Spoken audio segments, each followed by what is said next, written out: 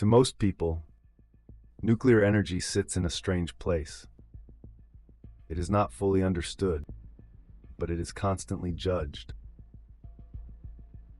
Both are true, and both are incomplete. Because the real issue is not what nuclear power is. It is how it is perceived.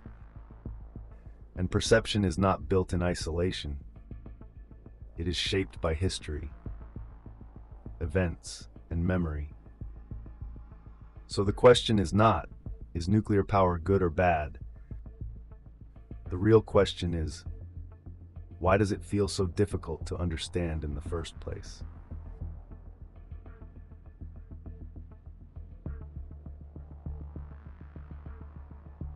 We trust systems every day that are far more complex than anything we personally understand. So complexity alone does not create fear. Familiarity does. But nuclear energy never became familiar. Not because it is new, but because its history entered public awareness through extreme moments. And once an unfamiliar system becomes associated with risk, the brain stops treating it as neutral. From that point on, understanding is no longer the first reaction. Safety is. And this shift changes everything that comes after it.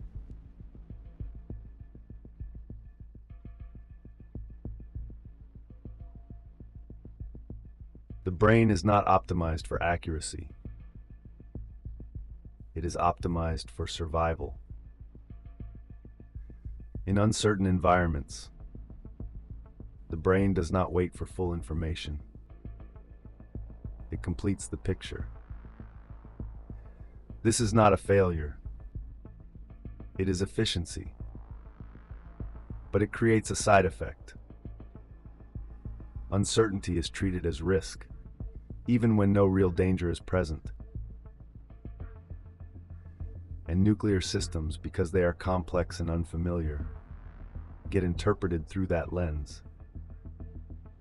And ambiguity feels like risk.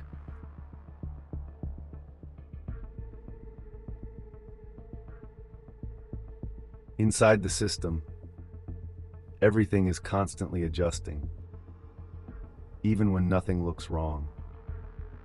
At 3:14 a.m., a small pressure deviation appears in a cooling loop. Not dangerous, not critical, but real. In most engineered systems, this would be invisible to the public. But here, it becomes part of a layered response system. And nothing breaks, because the system was not designed to stay still. It was designed to respond. What we don't see is not absence of events. It is controlled absorption of them.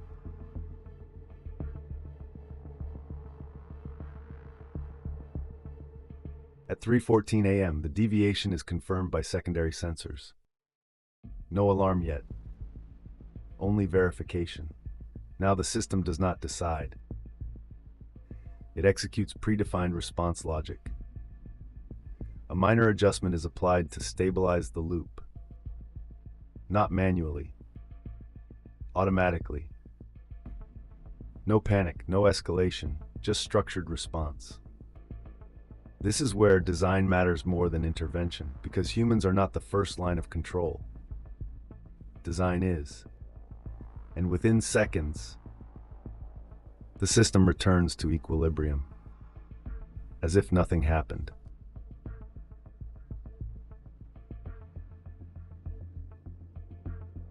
We now know something important. The system is not calm because nothing happens. It is calm because everything is handled. Complex systems are not defined by absence of instability. They are defined by how instability is absorbed.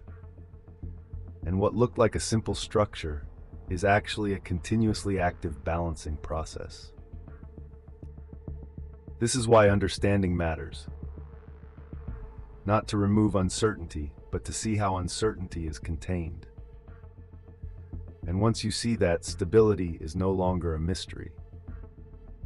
It is a process. What we call stable systems are often systems that are constantly responding.